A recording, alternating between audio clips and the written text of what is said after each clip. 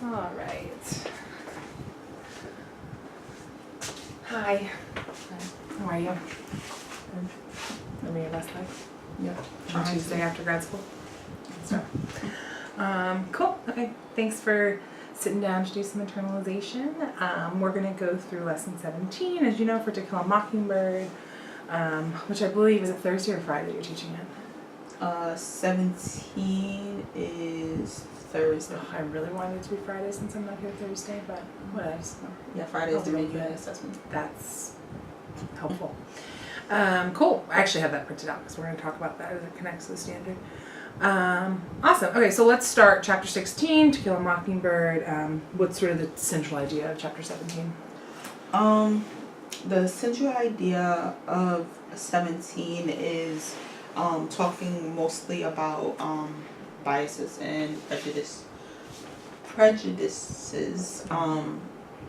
about kind of like what's happening in the town. So I guess kind of going over like social hierarchy.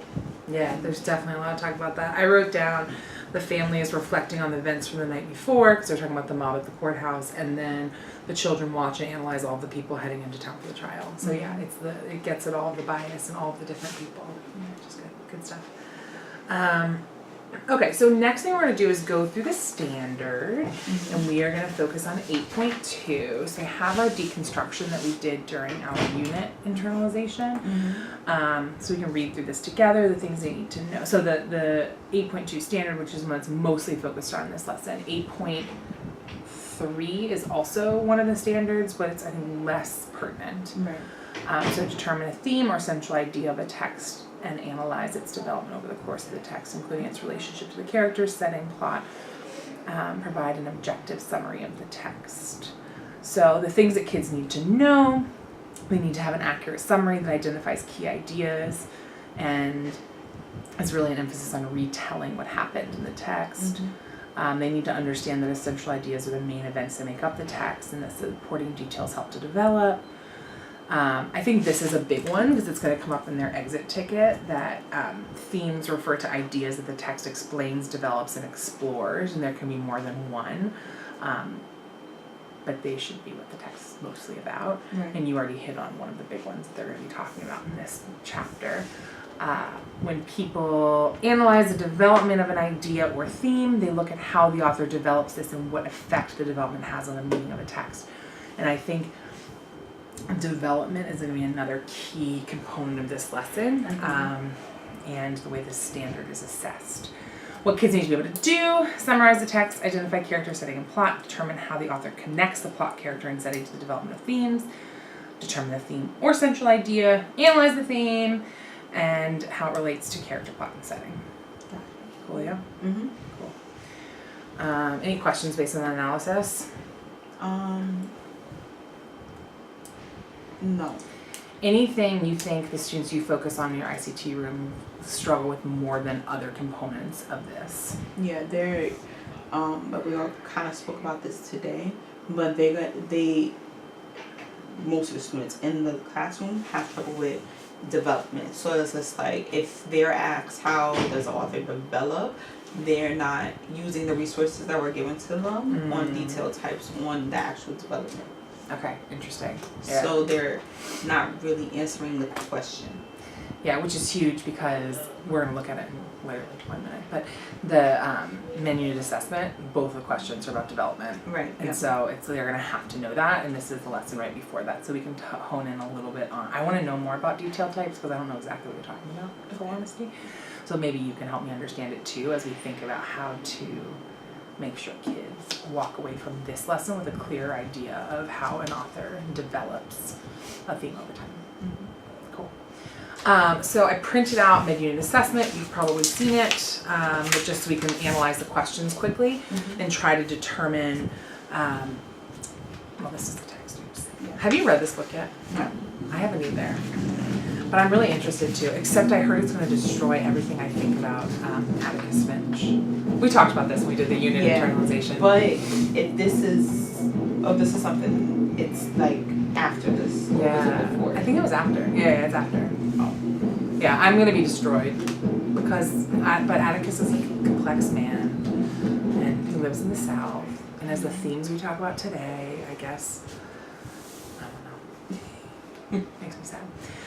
Okay, so how does Harper Lee develop Alexandra's point of view on Henry and this extended narration? Use two details. Great. And finally, how does Harper Lee develop the relationship between Alexandra and Jean Louise? So one thing that I feel like this is missing as it connects to today's lesson is the idea of theme. So when you think about this lesson, how will this lesson, do you think, help them with this assessment?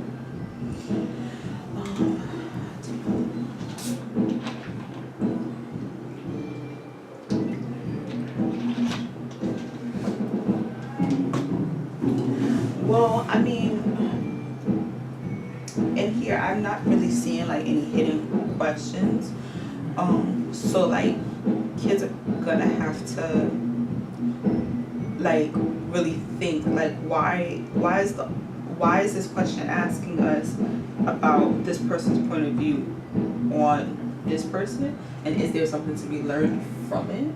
Even though it's not explicitly stated like what's the theme or what's the lesson. Yeah, no, that's true. That's where I think there's a little disconnect between this lesson and this mid-unit assessment, which is fine. It's just the lesson we picked to internalize together because it's an important lesson. But I think that there is a little bit of a disconnect in terms of like these questions don't hit on theme, which is such an important part of lesson 17. But at the same time too, because I haven't read the text for these questions yet, so I'm not sure how, especially since we know like Atticus is different in these texts. Right. We don't know if these characters remain the same or if they are different than To Kill a Mockingbird. Yeah. So we might see themes that we've already discussed in the book emerge because of like the interaction between Alexandra and right, Jean because Louise. that's what this whole text is about, is their interaction. You're right, so that could sort of support them, but in terms of like the transferability of the content might be there, maybe the skill a little bit less so in this exit ticket. But I think that being said, with the exit ticket that we're working on today, the idea that they have to pull text, draw a theme, and analyze it, like that's a similar skill that they're gonna have to be able to do here. It's just that they're not specifically talking about theme, they're talking about point of view and relationship. So cool. Applicable skill, not directly connected to theme. Yeah. All right. Let's exchange our exemplar exit tickets. Here are my two, and I'll take your two. Got it. Let's read through these. What do we notice is the same? What do we notice is different? We'll start with that. Okay. I'm going to take a minute to read. Give me a second.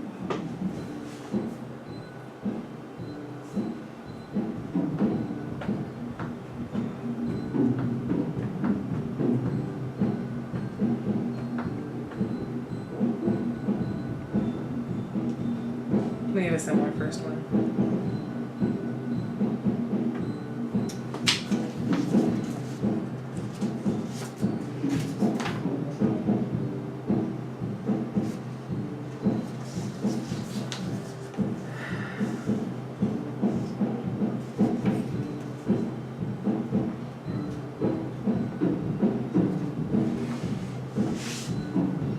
Alright, so what's similar?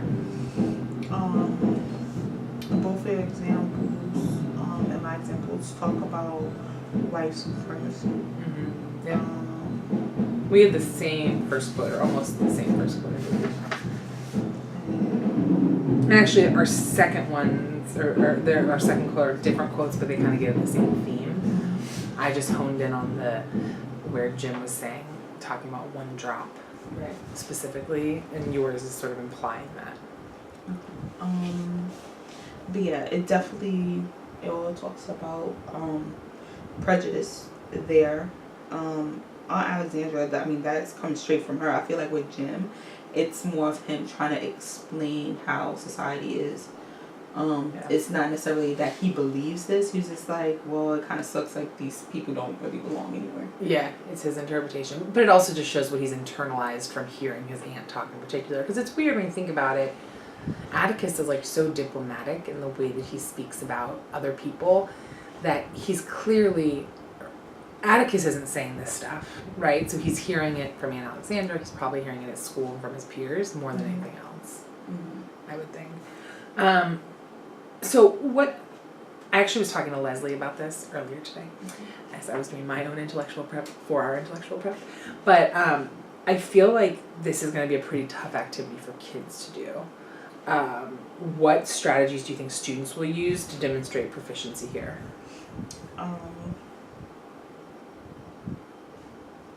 Can you repeat those? Yeah, absolutely. Like, what are kids going to have to do to be able to do this exit ticket correctly? They're gonna have to definitely know what analysis is. I know in some of their short response, like their analysis is not that strong. So because they're not putting it in a prose context and they're doing it in a graphic organizer, they might get a little bit confused. Yeah. Right. They might not realize that like it's expected to be a narrative. Like it can't just be more bullet points. Right. Yeah. Yeah, that makes sense. I think so. The question on the exit ticket was what biases or prejudices Harper Lee revealed. Do you think they'll be able to accurately pull these quotes? Is that like when you think about your cohort of kids who you focus on? I know you focus on all of them because you work on your pods, but will your kids struggle to identify a quote, or more with the analysis, or both? I feel like for this question, I think they'll be able to, maybe they'll struggle a little bit with finding the evidence a little bit, because I feel like with the analysis, like we spoke about it already, and they're bringing in their previous knowledge to know like what, their previous knowledge on perspectives. Like, so they know, like, okay, everybody should be treated equal. But I noticed that when I was reading that this person is speaking, like, if she doesn't want to speak in front of certain people. Yeah. And I know that that's wrong. So I should probably make note of that. But I don't think that they can go back and text and be like, all right, so I'm going to use this section of the text for this. They might use what's right before or right after. They'll get sort of a gist of it, but they'll make sense of it, but they won't necessarily be able to identify the quote that really reveals it. Right, yeah. Yeah, okay. Yeah, that makes sense. I also feel like do you think based on the other texts you've read as part of this unit, they'll be able to pull themes out? Like, they'll know, like, I mean, you can't identify the theme as bias and prejudice because that's in the question. So, like, will they be able to get to the next level like we did with white supremacy and race and racial tension in the U.S.? No, they're going to have trouble with that. Like, they're going to need prompting with it because they know that themes aren't just one words or phrases. They know it's a sentence. Yeah. But they also know it needs to be universal. But what they tend to do is they will use a cliche saying or statement. Yeah. I feel like that's what, during performance training, it's like, life's hard, or there's a... Yeah, so they're going to have trouble with that. Yeah, because these are like pretty concrete themes. Like they are themes of the whole of the time period. Okay, interesting. Cool. Well, let's get into how we're going to tackle it. But first, walk through like what would a criteria for success be for this graphic organizer exit ticket. So we know that we need them to fill this out, but what is an exemplar going to look like? So I started drafting one, but I don't know if you want to spend a minute thinking about like what are the qualities that are going to go into making this high quality. Or you can list them out and we can talk through it if that's helpful. So, what's going to make it high quality is the piece of evidence that shows a bias. And then within the analysis, it needs to explain how that piece of evidence is a bias. Yep. And then from that, they need to figure out kind of like the topic of what the example and analysis is about, which is the issue. Generate a theme or issue. One thing you said that I think I should add to mine. So I had direct quote that aligns to theme, which is essentially what you said. You just zeroed in on bias and prejudice. Accurate analysis of the quote. And then I said accurate analysis of the theme, identification of the theme based on analysis, but I actually think the language that you use with your students around theme should probably go here in place of my more generic statement. So what specific language, you were saying it has to be a universal statement in a sentence form? Yep. So basically, like, what lesson are you learning from this example in the chapter? And Okay. it has to be universal, which means that you can't use I, specific character Okay. and stuff and themes. It has to be universal. So you could say you or we, stick more to like we, because with themes you want to take it, yes, you created it using this book, but you want to basically see if you can apply this theme Yeah, if it's in transferable. different spots of life. Could we write like parenthesis theme, lesson learned, comma, universal? Yeah. Would that like be a? Mm-hmm. I think your nuances about like you and I are important, but those are probably like individual. You probably know the kids who struggle with that. Cool. Okay. So what will your model look like on Thursday as far as you know? Because at this point I want us to like do some practice, but figure out what the most applicable practice is. I have an idea, but I want to get a sense of like what your model. Are you going to run with you are in charge of 2 pods, Hilda's in charge of 2 pods? For Thursday? Mm-hmm. I mean, normally when they do independent work, that's where we're circling, Mm-hmm. but normally during the model, it's whole class. Yep. So we read and then we stop. We do like a think aloud, and then it's kind of like we ask the kids like for help, and then pull out one of the themes. Cool. I think the best way to make this applicable for you, and this is what I was asking Leslie for help, because last time we did our internalization, I know we focused on like what intervention strategies you could use, but I wanted you to have the opportunity to practice, because I think when you actually dig in with students, you're going to want to think about talking points for how to help drive the mastery of this exit ticket. So what we talked about is like figuring out what talking points you can give to a small group of kids who are going to need extra help, and how you could model the first line of the exit ticket so that then they could fill in the second part of it. Okay. Does that make sense? Yeah. So you will give the first example, talk it aloud, talk about what your thought process was, how you got there, how it generated a theme, and then ask them to model the second one. Okay. And then you'll only assess the second one because you gave them the answer to the first. Right. So you think. Does that seem reasonable? Yeah. Do you think Hilda will be on board? Mm-hmm. Do you know who you'd pull? For this, I'll send you these notes. yes, I will pull Andrew Stapleton, Mm-hmm. Pamela, Tati, Kaden. Yep. And you think the other students in the room could get to a place on their own with feedback from Hilda? These are the 4 that you should really do. I mean, Andrew Kashard's a little bit of a different situation, but these are the 4 that you should dive in with. Perfect. Sounds reasonable to me. Cool. Okay, so take a minute, and why don't you take a look at your first example for the exit ticket, process it, think about how you would actually explain and do a think aloud for students, and then you're going to do it for me. Okay. And I'm going to tell you what makes sense and what doesn't, and you're going to reflect on it.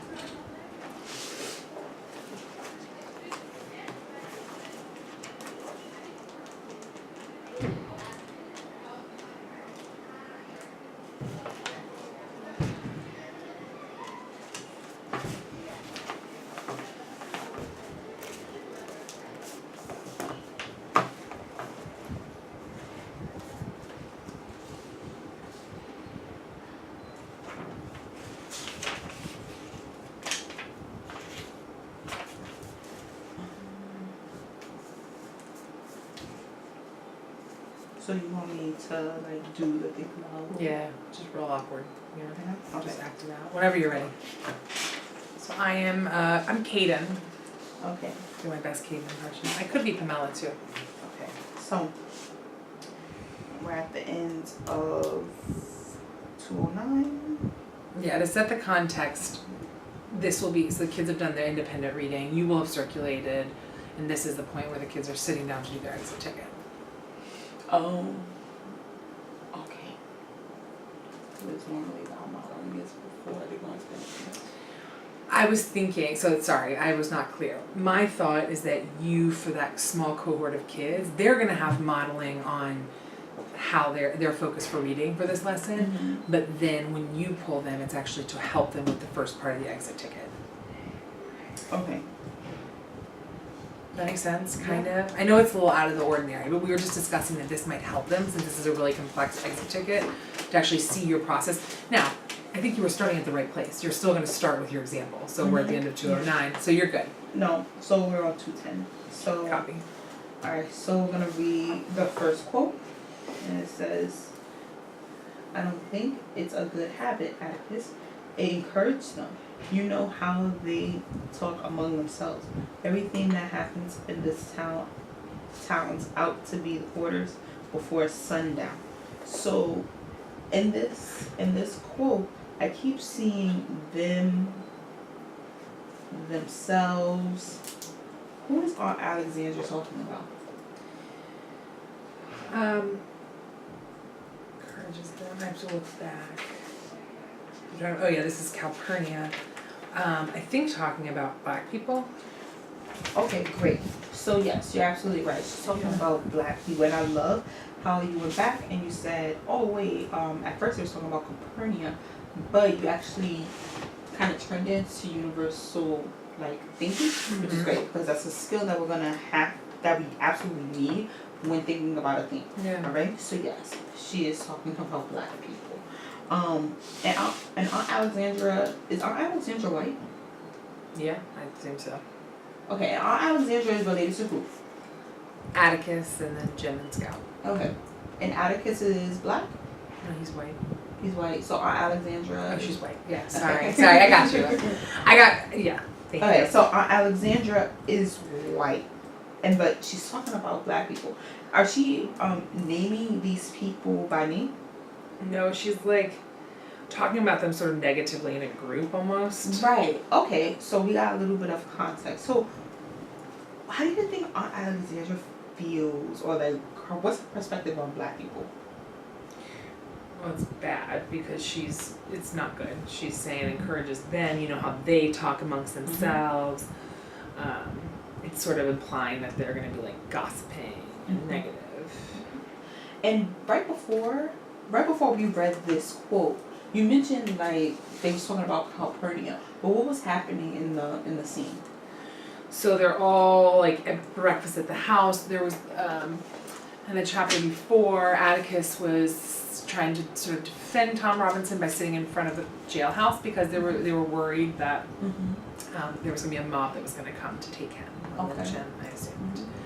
So I think the conversation that's happening here is Jim and Scout talking to their dad about what happened and like what happened that night before, and that's when she's saying don't talk like that in front of them, which I also starred. Okay, great, I see that. Why don't you think Aunt Alexandra wanted to talk about the events of last night in front of Calpurnia? So like she doesn't want trouble. She doesn't want issues. She doesn't. Why do you think she thinks it might be an issue? Well, I don't. She views them very differently. She views Black people as being like less than. Okay, all right. So everything that you're saying is on point. So when we look at this graphic organizer, everything we just did, you kind of just gonna spit it on paper.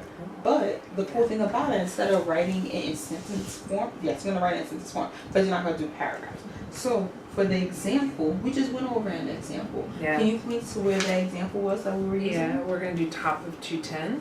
Mm-hmm. Yeah. And in that quote, Tell me again what was happening. So in that quote, Anne Alexandra, who's white, does not want Calpurnia to hear Atticus and the kids talking about what happened the night before because she's worried that they're going to cause problems and she doesn't think they're equal.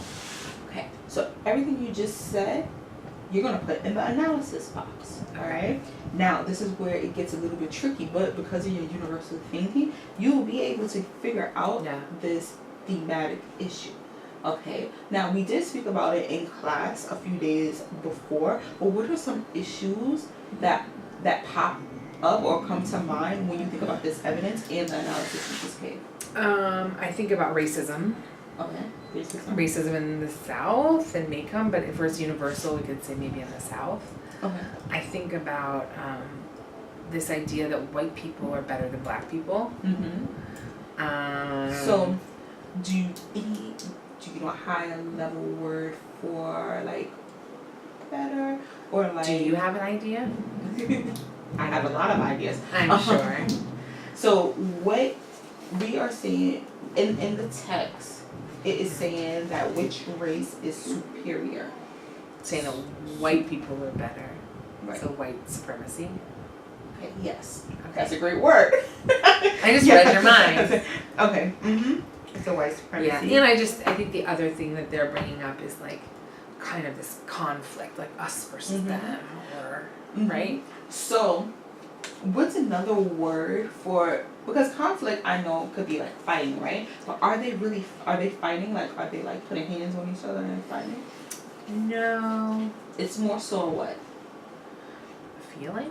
Right. So usually if there's a feeling that doesn't feel right, we normally call it like what?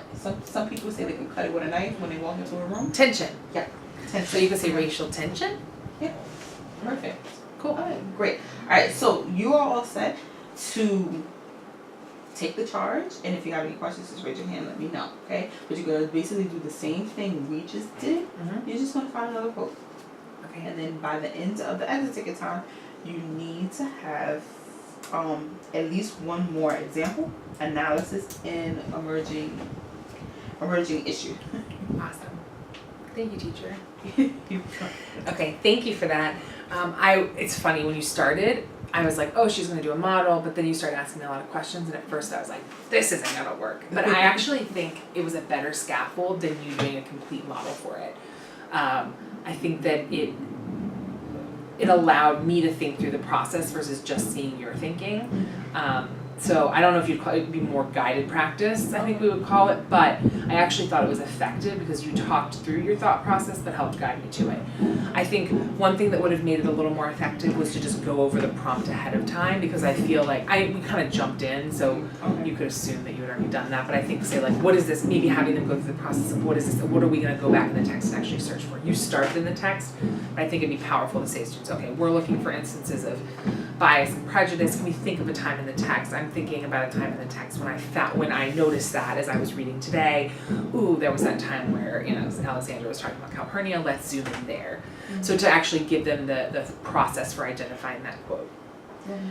And then the other thing I would do is say to them, if you weren't going to actually physically write it out for them, I would say, now I want you to fill in the boxes for the first example before you move on to your second example, assuming you have time, which is always of the essence, I know, in reading class. Cool. Okay, how did that model feel? Okay, cool. Cool, sorry. Okay, so I think we are almost good to go. So let's talk about key takeaways from today. So when you are with your kids on Thursday, what is your big focus in pushing them for this lesson?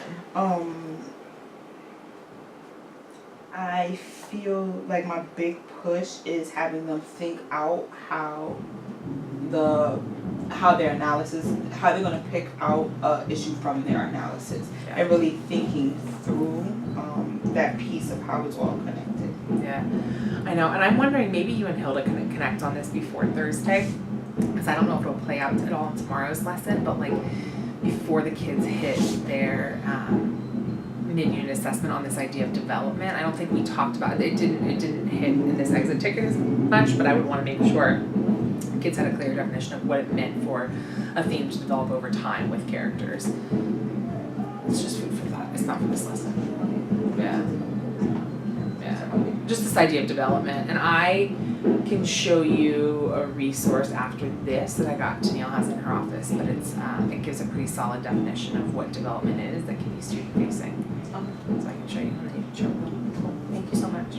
Appreciate you.